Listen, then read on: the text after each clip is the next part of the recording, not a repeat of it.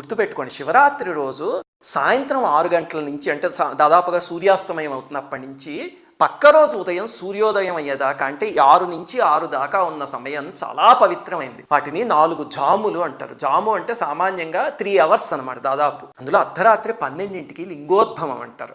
ఆ సమయం పరమ పవిత్రమైనది. అందుకని మీకు కుదిరితే లింగోద్భవం దాకా లేచుండి ఆ సమయానికి అభిషేకం చేయడానికి ప్రయత్నించండి. కొంచెం అభిషేకం చేసిన 5 నిమిషాలు చేసినా సరే అపారమైన ఫలితం. అలాగే ఎన్నిసార్లు చేయాలండి అభిషేకము అంటే సామాన్యంగా ఏకాదశ రుద్రులు అంటారు పరమేశ్వరుడు యొక్క 11 స్వరూపాలు. అందుకని 11 సార్లు అభిషేకం చేస్తారు. ప్రతి జాము మొదలయ్యేటప్పుడు చేయడం మొదలు పెడితే అంటే 6 గంటలకు కొన్నిసార్లు, 9ంటికి కొన్నిసార్లు, 12 గంటలకు కొన్నిసార్లు అలాగా మీకు ఒక 11 సార్లు చేసేయడం పెద్ద కష్టమేం కాదు. 11 సార్లు చేయడం కుదరలేదు అనుకోండి, 5 సార్లు చేయండి. పరమేశ్వరుడు పంచముఖుడు కదా. అది కుదరకపోతే 3 సార్లు లేకపోతే భక్తితో ఒక్కసారి చేసినా చాలు. ఇక్కడి నుంచి చేయగలిగితే తప్పకుండా పలుకుతుంది.